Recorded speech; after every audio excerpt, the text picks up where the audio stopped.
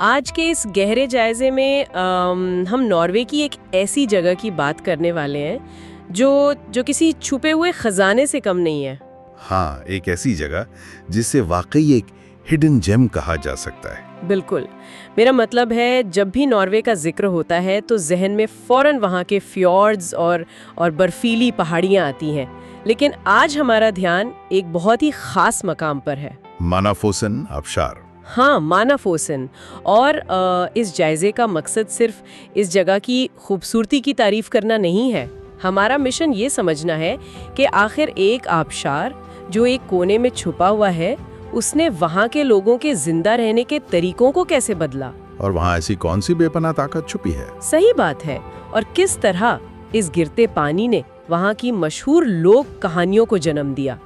मैं इस बारे में सोच रही थी कि कितना अजीब है। यहाँ जो बात सबसे ज्यादा हैरान कुन है वो ये है कि मानाफोसन सिर्फ एक खूबसूरत सीनरी नहीं है जिसे देखकर लोग आगे गुजर जाएं। हाँ, ये एक ऐसी जगह है जहाँ कुदरत की ताकत और इंसानी हिम्मत का सीधा आमना सामना होता है। अगर हम पिछली सदियों पर गौर करें तो ये आबशार मुकामी लोगों के लिए जिंदगी और मौत का मसला था। जिंदगी और मौत का। सही। इसने उन्हें हैरान भी किया और इस दुश्वार गुजार इलाके में जिंदा रहने का एक अहम वसीला भी फराहम किया। मेरा मानना है कि ऐसी जगहें आमतौर पर नहीं मिलती। चलिए इसको थोड़ा डिटेल में समझते हैं। पहले तो इसकी फिजिकल रियलिटी को सामने रखते हैं। मानाफोसन नॉर्वे के सबसे ऊंचे और शानदार आबशारों में गिना जाता है। ऊंचाई की बात करें तो इसकी ऊंचाई 92 मीटर है, यानी तकरीबन 302 फीट। अब नंबर सुनने में तो बहुत आसान लगते हैं। हाँ, नंबर से असल हैबत का अंदाजा कहाँ होता है। बिल्कुल नहीं होता। तो इसको थोड़ा विजुअलाइज करते हैं। तसव्वुर करें एक 30 मंजिला बिल्डिंग का। 30 मंजिला इमारत काफी ऊंची होती है। बहुत ऊंची। अब सोचें कि उस 30 मंजिला बिल्डिंग की छत से अचानक एक पूरा दरिया नीचे गिरना शुरू हो जाए। कोई छोटा मोटा झरना नहीं, बल्कि एक अजीम और शान दरिया। ये मंजर तो सोचकर ही रोंगटे खड़े कर देता है ना? ऊपर से नीचे आते हुए इस पानी का शोर और उसके टकराने से जो धुंध बनती है, वो मंजर इतना जबरदस्त होता है कि इंसान थोड़ी देर के लिए सब कुछ भूल जाता है। मैं जब इसका तसव्वुर करती हूँ तो मुझे लगता है कि वहाँ खड़ा होना अपने आप में एक तजुर्बा है। बिल्कुल, 30 मंजिला इमारत वाली मिसाल से इसकी हैबत का सही अंदाजा होता है। और इस अजमत के साथ जो चीज इस मकाम को और भी खास बनाती है वो इसका आला कुदरती माहौल है। उसके इर्द गिर्द का माहौल। हाँ, मानाफोसन एक निहायत सरसब्ज, हरे भरे और डीप वैली में वाक़ है। एक तरफ ये सफेद और तेजी से गिरता हुआ पानी और उसके इर्द गिर्द बिल्कुल गाढ़े सब्ज रंग के जंगल और चट्टाने। सही कहा। ये कॉन्ट्रास्ट आंखों को बहुत सुकून देता है। और सबसे मजे की बात यह है कि इस आबशार तक पहुंचने के लिए जो हाइक है, यानी जो पैदल रास्ता है, वो काफी आसान है। कोई भी थोड़ी सी कोशिश करके वहां तक पहुंच सकता है। और यही बात मुझे सबसे ज्यादा अजीब लगती है। क्यों अजीब क्यों? असल में अक्सर होता ये है कि जब कोई जगह इतनी खूबसूरत हो और वहां पहुंचना भी इतना आसान हो, तो वहां लोगों का मेला लग जाता है। भीड़ होती है, शोर गुल होता है, लोग अपनी सेल्फीज लेने में लगे होते हैं। एग्जैक्टली। हर कोई बस कैमरा लेकर खड़ा होता है। लेकिन मानाफोसन का मामला बिल्कुल अलग है। ज्यादातर मुसाफिर और टूरिस्ट इस हिडन जिम को बिल्कुल इग्नोर कर देते हैं, नजरअंदाज कर देते हैं। हाँ, वो नॉर्वे के दूसरे मशहूर और कमर्शियल स्पॉट्स की तरफ भागते हैं, जहाँ पहले से ही हजारों लोग मौजूद होते हैं। जो कि एक तरह से इस आबशार के लिए बहुत अच्छी बात है। मैं तो यही समझता हूँ। अच्छी बात कैसे? देखिए, इस भीड़ के ना होने की वजह से ही मानाफोसन ने अपनी असल हालत और सुकून को बरकरार रखा हुआ है। आज के इस तेज रफ्तार दौर में जहां हर वक्त नोटिफिकेशंस और शोर हमारे दिमाग पर हावी रहते हैं, लोग ऐसी जगहों की तलाश में रहते हैं जहां वाकई सुकून मिले। बिल्कुल। जब कोई इस वादी में कदम रखता है तो शोर सिर्फ पानी के गिरने का होता है। ये एक ऐसी रूहानी पनागाह बन जाती है जहां इंसान अकेले बैठकर अपनी सोचों को क्लियर कर सकता है। सही कहा आपने। शहरी जिंदगी के शोर से दूर ये आसान हाइक सिर्फ जिस्म को थकाती नहीं, बल्कि दिमाग को रिफ्रेश करती है। वो जो आबशार की आवाज है ना, वो एक वाइट नॉइज की तरह काम करती है। इंसानी दिमाग को शांति बख्शती है। लेकिन यहाँ मैं एक चीज़ ज़रूर ऐड करना चाहूँगी। ये जो सुकून की हम बात कर रहे हैं, ये सिर्फ एक रुख है। इस जगह का एक दूसरा रूप भी है जो थोड़ा खतरनाक है। दूसरा रूप? अब यहाँ कहानी वाकई बहुत दिलचस्प हो जाती है। सर्दियों के बाद जब बाहर का मौसम आता है और पहाड़ों की बर्फ पिघलना शुरू होती है, तो ये पुरसुकून आबशार एक बिखरे हुए तूफान में बदल जाता है। हाँ, बाहर के मौसम में इसका मिजाज बिल्कुल ही अजीब हो जाता है। बर्फ पिघलने के बाद इसका बहाव अपनी उरूज पर होता है। हम बात कर रहे हैं तकरीबन 12,000 लीटर फी सेकंड की। 12,000 लीटर फी सेकंड? एक ही सेकंड में। इसे थोड़ा आसान लफ्जों में समझते हैं क्योंकि ये नंबर सुनकर हजम नहीं होता। ये तकरीबन 3,170 गैलन बनता है। और ये लगातार गिर रहा है। हाँ, अगर कोई अपने घर का नल यानी टैप खोलकर छोड़ दे तो उसे इतना पानी निकालने में शायद हफ्तों लग जाएं। और यहाँ सिर्फ एक झपकते ही 1 सेकंड के अंदर 12,000 लीटर पानी 92 मीटर की ऊंचाई से जमीन पर आकर टकराता है। इस पावर का तस्वुर ही डरावना है। इस ताकत को सोचें जरा। अगर कोई इंसान इस वक्त आबशार के करीब खड़ा हो तो उस शोर और जमीन की थरथराहट से ही उसे अपनी बेबसी का एहसास हो जाएगा।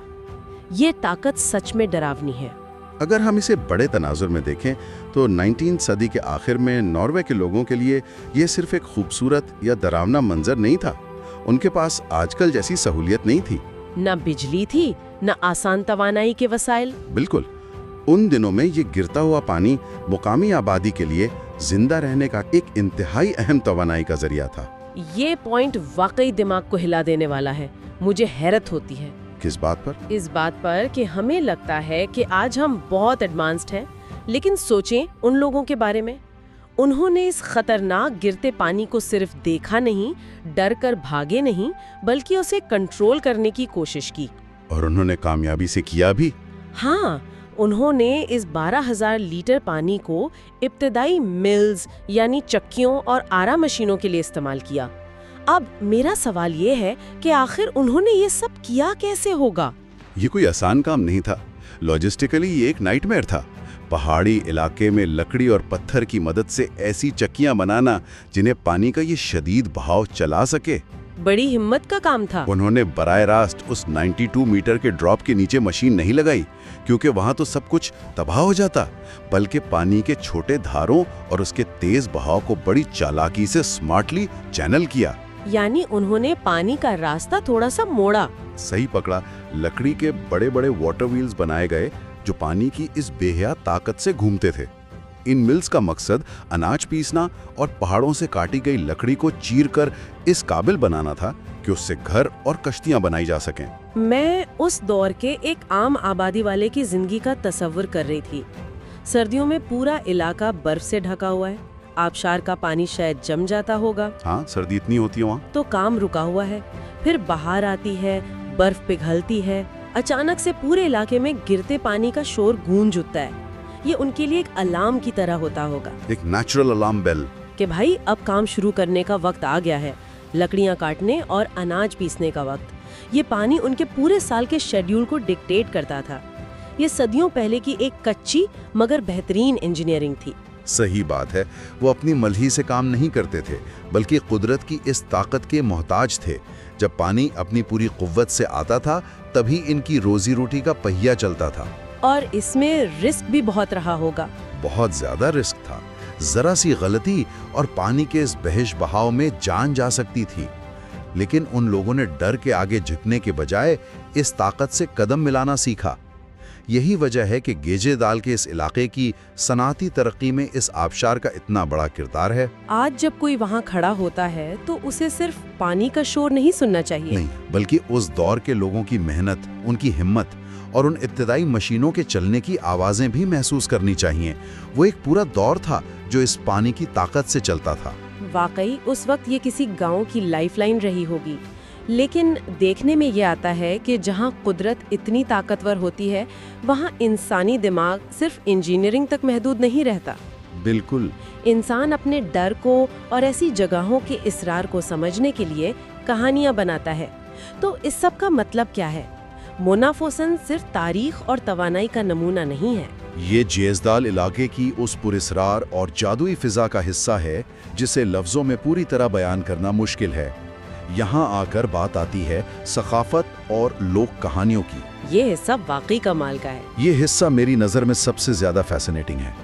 इस आबशार और जेज़दाल वैली के इर्द गिर्द का माहौल ट्रोल्स और कदीम रूहों की मुकामी लोक कहानियों से भरा हुआ है। ट्रोल्स? लेकिन यहाँ क्लियर कर दें, ये ट्रोल्स इंटरनेट वाले ट्रोल्स नहीं हैं। नहीं नहीं, बिल्कुल नहीं। और ना ही वो छोटी क्यूट गुड़ियों वाले ट्रोल्स हैं जो आजकल फिल्मों में आते हैं। नॉर्थ सकाफत में ट्रोल्स बहुत ही अलग किस्म की मखलूक हैं। खैबतनाक किस्म की। हाँ, ये अजीम, हैबतनाक और पत्थरों या दरख्तों से बनी हुई ऐसी मखलूक मानी जाती थी जो पहाड़ों की गहराइयों और आबशारों के करीब रहती है। इनको हमेशा से ताकतवर और थोड़ी खतरनाक कुदरती जगहों से जोड़ा गया है। अच्छा, एक बात सोचिए जरा। जेज़दाल वैली का माहौल है, दिन ढल रहा है, चारों तरफ घना जंगल और धुंध छाई हुई है, और वो 12,000 लीटर वाला पानी पहाड़ों पर गिरकर ऐसी आवाजें पैदा कर रहा है जैसे जमीन फट रही हो। ऐसे में अगर कोई वहां से अकेला गुजरे? वही ना, ऐसे में सदियों पहले का कोई अकेला मुसाफिर वहां से गुजरेगा तो उसको धुंध में बनने वाले साए और पानी की गजगरज में किसी अजीम मखलूक की रूह ही नजर आएगी ना। ये बिल्कुल फितरी बात है कि उन्होंने इन आवाजों को ट्रोल्स का नाम दिया होगा। ऐसे किस्से उन्होंने अपने डर और कुदरत के तसल्लुत को एक्सप्लेन करने के लिए बनाए होंगे। आपने बिल्कुल सही नक्शा खींचा है। इन नोर्स कहानियों में एक दिलचस्प कॉन्सेप्ट ये भी होता था कि ट्रोल्स धूप में आते ही पत्थर बन जाते हैं। अच्छा, धूप से पत्थर बन जाते हैं? हाँ, मोनाफोसन जैसी वादी जहाँ सूरज की रोशनी दरख्तों और गहरी घाटियों की वजह से मुश्किल से पहुँचती है, ऐसी मिथास या कहानियों के पनपने के लिए बिल्कुल परफेक्ट सेटिंग थी। जहाँ अंधेरा और धुंध ज्यादा हो। लोग सोचते होंगे कि इस आबशार की धुंधलक और अंधेरों में ये ट्रोल्स छुपे रहते हैं और पानी के गिरने की आवाज़ असल में उनके कदमों की आवाज़ या उनकी दहाड़ है। ये किस्से पहाड़ी आबादियों में सीने बसीना चलते आए हैं। मुझे इन कहानियों में एक और मकसद भी नजर आता है। ये किस्से सिर्फ खौफजदा करने के लिए नहीं होते थे। अगर थोड़ा गौर किया जाए तो ये एक तरह का सेफ्टी मैकेनिज्म भी था। Safety mechanism? वो कैसे? देखें, पेरेंट्स अपने बच्चों को ट्रोल्स की कहानियां इसलिए सुनाते होंगे ताकि वो आबशार की उस 92 मीटर ऊंची और खतरनाक क्लिफ के करीब ना जाए। उन्हें बताया जाता होगा कि वहां अकेले गए तो ट्रोल पकड़ लेगा। ये तो बड़ी समझदारी की बात है, एक प्रैक्टिकल हल। बिल्कुल। इन कहानियों ने कुदरत का एहतराम करना भी सिखाया। इंसान को ये समझाया कि तुम इस मकाम के मालिक नहीं हो, बल्कि यहाँ कोई और या कुदरत ज़्यादा ताकतवर है। हम इसके आगे बहुत छोटे हैं। बहुत ही अहम पॉइंट उठाया आपने। ट्रोल्स और पहाड़ी रूहों की कहानियाँ दरअसल कुदरत के उनसरों की ही अलामत हैं। आज जब कोई समझदार इंसान ऐसी जगहों की सैर करता है तो उसके लिए इन कहानियों की वजह से उस मकाम से रिश्ता और भी गहरा हो जाता है। सिर्फ एक मंजर नहीं रहता। नहीं, वो वहाँ मौजूद हर पत्थर, धुंध के हर कतरे और हवा के हर झोंके को एक अलग निगाह से देखता है। ये कहानियाँ आबशार के मंजर में वो सकाफती जादू फूंक देती हैं जो एक आम से ट्रिप को एक यादगार तजुर्बे में बदल देती हैं। आप सिर्फ पानी देखने नहीं गए, आप सदियों पुरानी मिथोलॉजी के सेंटर में खड़े हैं। और यही वजह है कि वो मुसाफिर जो सिर्फ चेक इन करने या तस्वीरें लेने नहीं आते, बल्कि नए तजुर्बे और डीप मीनिंग की तलाश में रहते हैं, वो मोनाफोसन की तरफ खींचे चले आते हैं। उन लोगों को वहाँ असल सुकून मिलता है। हाँ, उन्हें वहाँ पानी के गिरते धारों में सिर्फ फिजिक्स का लॉ नजर नहीं आता, बल्कि पुराने दिलों के राज धड़कते हुए महसूस होते हैं। वो उन मिथ्स को एंजॉय करते हैं, उस आसान से हाइक को एंजॉय करते हैं और फिर सुकून से बैठकर उस कुदरती म्यूजिक को सुनते हैं। जब हम इन सब बातों को एक साथ मिलाते हैं तो आबशार एक मल्टी डायमेंशनल जगह बन जाता है। हम इसे सिर्फ एक कैटेगरी में नहीं डाल सकते। ये एक जगह पर सर्वाइवल है, दूसरी जगह मिथ है और तीसरी जगह एक बेहतरीन मेडिटेटिव स्पॉट है। तीनों चीजें एक ही मकाम पर। उन इब्तदाई चक्कियों की हिस्ट्री जिन्होंने सर्दी और पिघलती बर्फ के इंतजार करके गांव वालों की जिंदगियां बचाईं, वो अपनी जगह लाजवाब हैं। फिर वो लोकल फोकलोर जिसमें गिरते पानी की हैबत को ट्रोल्स का रूप दे दिया गया ताकि लोग बच सकें और कुदरत की ताकत की इज्जत करें। और फिर आज का दौर। बिल्कुल। और इन दोनों एस्पेक्ट के दरमियान आज का वो अनजान मुसाफिर जो भीड़ से तंग आकर उस सरसब्ज फिजा में अपनी मेंटल पीस तलाश कर रहा है। अगर इस सारे गहरे जायजे को हम समेटने की कोशिश करें तो ये एक निहायत लाजवाब तस्वीर बनकर उभरती है। मोना फॉसन एक वक्त में 3 अलग-अलग चीजें हैं। एक तरफ ये एक बेपनाह कुदरती ताकत का जलवा है जहां 12,000 लीटर फी सेकंड की ताकत हर स्प्रिंग सीजन में क़यामत ढाती है। दूसरी तरफ ये पुरानी सनाती तारीख का गवाह है जहां इंसान ने डरने के बजाय मेहनत की और इस आबशार को अपनी रोजी रोटी का वसीला बनाया। और तीसरी तरफ ये वही जादुई मकाम है जहां सदियों से ट्रोल्स की कहानियां जिंदा हैं और आज भी लोगों के दिलों में थोड़ा सा तजस्सुस और खौफ पैदा करती हैं। और इन सब धमाकों, खौफ और कहानियों के बावजूद आज के दिन ये एक इंतहाई पुरसुकून पनागाह है। दुनिया में बहुत कम जगहें ऐसी होती हैं जो अपने सीने में इतने कॉन्ट्रास्टिंग तजर्बे समेटे हुए हों। सही कह रही हैं आप। एक ऐसी जगह जो आपको डराती भी है, जिंदा भी रखती है, कहानियां भी सुनाती है और आखिर में दिमागी शांति भी देती है। इंसान वहां जाकर कुदरत से एक गहरा कनेक्शन महसूस करता है। ये एक अहम सवाल खड़ा करता है, क्या ऐसी कुदरती जगहों का असल जादू सिर्फ उनकी फिजिकली गिरता हुई खूबसूरती और उस बेपनाह पावर में पोशीदा है, या फिर इनकी असली कशिश उन अनसुनी कहानियों और तारीख में है जो इन वादियों में सदियों से गिरते पानी के शोर में छुपी हैं? जब कोई ध्यान से सोचने वाला इंसान ऐसी जगह खड़ा होता है और आंखें बंद करता है तो क्या वो सिर्फ पानी का दरिया नीचे गिरता महसूस करता है, या उस आबशार के गरज गरज में गुज़श्ता सदियों के लोगों की थकान, उनकी जद्दोजहद और उस वादी के ट्रोल्स की दबी हुई आवाज़ें भी वहाँ की हवाओं में गूंजती हैं? शायद इसका जवाब हर आने वाले मुसाफिर के लिए अलग होता है।